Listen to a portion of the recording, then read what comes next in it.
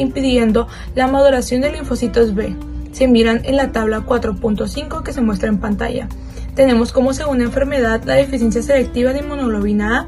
Es la más común, se caracteriza por niveles bajos o ausentes de inmunoglobina A, causando infecciones respiratorias y digestivas recurrentes, alergias y riesgos a reacciones transfusionales. Tenemos como la tercera la inmunodeficiencia variable común.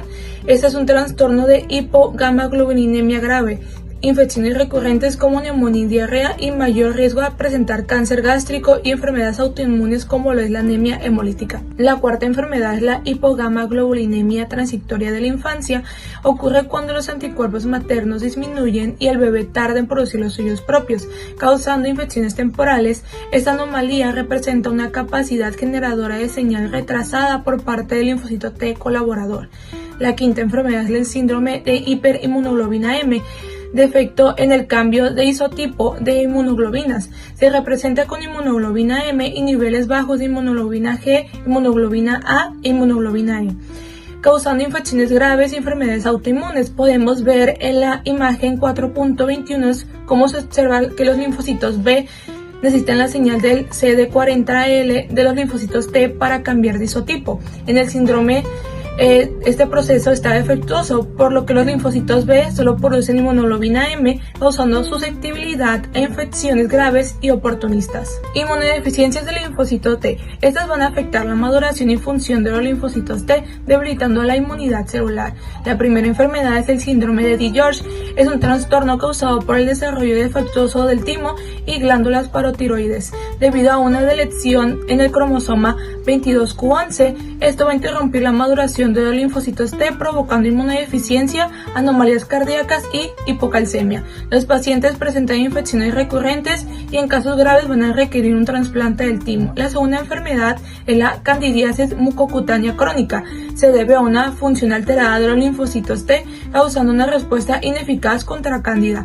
Los pacientes tienen infecciones recurrentes por hongos, además de riesgo de hipoparatiroidismo e enfermedades endocrinas como lo es la diabetes. Esta anomalía va a ocurrir por una respuesta inmune defectuosa donde los linfocitos T, la interleucina 4 e interleucina 6 en lugar de la interleucina 2 y el interferón gamma, fallando en el control del cándida. Inmunodeficiencias combinadas afectan tanto los linfocitos T como los B, comprometiendo la inmunidad celular y humoral. Y la primera enfermedad es la inmunodeficiencia combinada grave. Aparece en los primeros meses de vida con infecciones graves, diarrea y retraso en el crecimiento. Sin el trasplante de células hematopoyéticas es mortal en el primer año de vida. Las clasificaciones actuales incluyen diversas categorías que se muestran en la imagen en pantalla. La forma más común es por mutaciones en interleucina RG, afectando linfocitos T y natural killer, mientras que otros casos involucran genes como CD3, SAP70 y ADA, alterando la maduración y función inmune. Tenemos que el 95% de los casos tienen origen genético conocido. Autoinmunidad. Bueno, ahora hablando acerca de la autoinmunidad, lo que se refiere esta es a la interrupción de los mecanismos de regulación de nuestro mismo sistema inmunitario. Esto se debe a una baja tolerancia inmunitaria que pues en sí es que nuestro sistema inmune no sabe diferenciar entre si un antígeno es propio o es uno externo. Y esto pues se debe a dos tipos de controles de calidad, podríamos decir, que es una tolerancia central en la que nuestro cuerpo va a identificar los linfocitos T y B que tengan pues el mismo complejo de histocompatibilidad. O sea, vamos a identificar pues células que son propias. Y en la tolerancia periférica vamos a identificar que estas mismas células pues actúen como deberían de hacerlo. O sea, vamos a identificar si estas células tienen alguna anergia, o sea, que no actúan. Y pues para facilitarlo un poco, podríamos decir que lo que hace nuestro cuerpo es como un control de calidad, hacer como si fuese una botellita de agua. En la parte central vamos a ver si se ve bien, o sea, si fácilmente lo podemos identificar. Y en la segunda parte vamos a ver si la función se cumple. Ahora ya sabemos bien cómo funciona esto de la regulación, pero ¿qué pasa? ¿Por qué hay una afección a esta regulación? Pues tenemos 4 teorías. La primera es acerca de antígenos pues que no son completamente activados, o sea, autoantígenos inaccesibles. ¿A qué me refiero con esto? Pues son antígenos intracelulares que, si bien nuestro cuerpo genera anticuerpos hacia ellos, pues no pueden actuar debido a que si no salen de la célula no van a generar una reacción de estos anticuerpos. Vamos a tener también la teoría acerca de pues anomalías en los linfocitos T, ya sea porque hay defectos en los linfocitos T supresores o autorreactividad de los linfocitos T cooperadores. La tercera teoría va a ser acerca de el mimetismo antigénico, o sea, que vamos a tener antígenos que van a actuar como si fuesen anticuerpos. Y finalmente la última teoría, que va a ser acerca de la activación policlonal de los linfocitos B, que estos mismos van a generar estos autoanticuerpos. Y para finalizar, acerca de la autoinmunidad, pues vamos a tener dos tipos de reacciones, que va a ser la reacción de hipersensibilidad 2 y la reacción de hipersensibilidad 3. La reacción de hipersensibilidad 2 va a ser una reacción pues citotóxica con la célula, que pues al darse va a generar una muerte celular completa y va a pues dañar principalmente a un órgano específico, ya sea o a páncreas o ya sea a pulmones, pero solamente a uno. Mientras en el otro lado la hipersensibilidad de tipo 3 va a ser mediada por complejos inmunitarios. Esta pues en sí no va a generar una muerte celular directamente, sin embargo sí va a generar inflamación y lesiones a la misma célula, que con el tiempo va a progresar una muerte celular. Y esta pues realmente lo que llega a afectar es desde varios órganos hasta sistemas. Inmunología en trasplantes. El tema es la inmunología en trasplantes, ¿no? Que es fundamental en el campo de la medicina moderna. Pero aquí lo que vamos a ver es si es compatible o no compatible. ¿Quién se va a encargar de esto? El complejo principal de histocompatibilidad, o el CPH, el cual va a evaluar si las células del donante son compatibles con las células del receptor, ¿no? Lo que vamos a ver aquí es qué tan compatibles son estas células y qué es lo que podemos hacer. En el caso de un trasplante siempre se va a atender al paciente con medicamentos inmunosupresores para que pueda llegar a desarrollar bien la compatibilidad de estos dos. Aquí lo que nos vamos a cuestionar es qué va a pasar, qué tipo de rechazos se van a ver y cómo podemos tratarlos, ¿okay?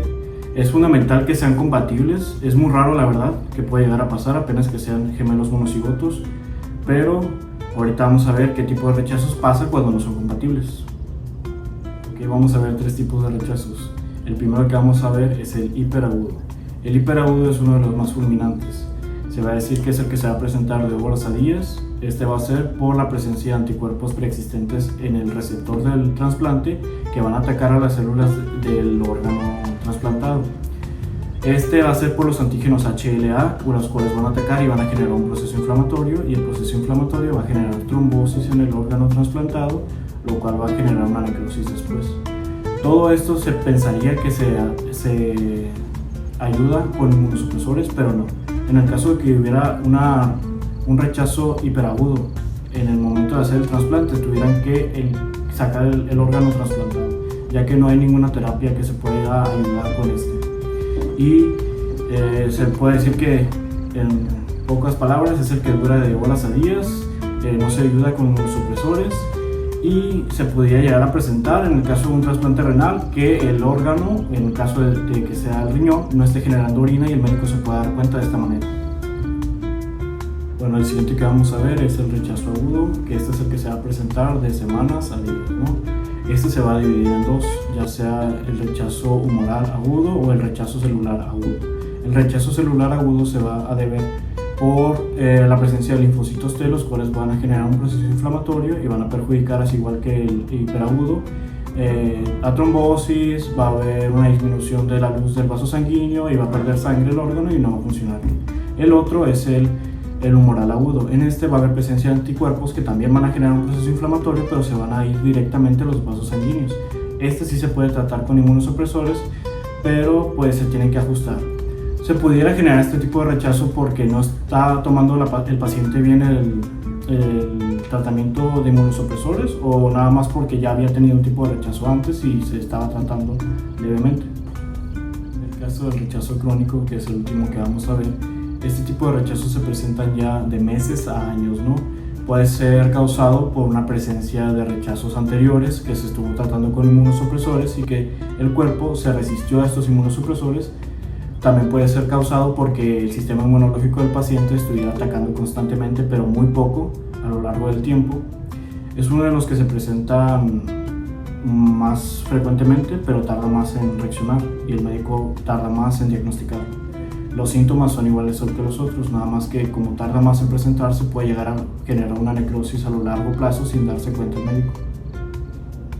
El siguiente es la enfermedad de injerto contra huésped. Este se diferencia de los otros tipos de rechazos porque no es por órganos sólidos como un riñón o un hígado, ¿no? Sino que es más relacionado con el trasplante de médulas óseas. Este puede llegar a presentar síntomas ya sea en la piel, mucosidad gastrointestinal o en el hígado. Se clasifican dos tipos, ya sea en aguda o crónica. En el caso de la aguda tarda muy poco en presentar estos síntomas y en el caso de la crónica se puede llegar a ver síntomas después de meses.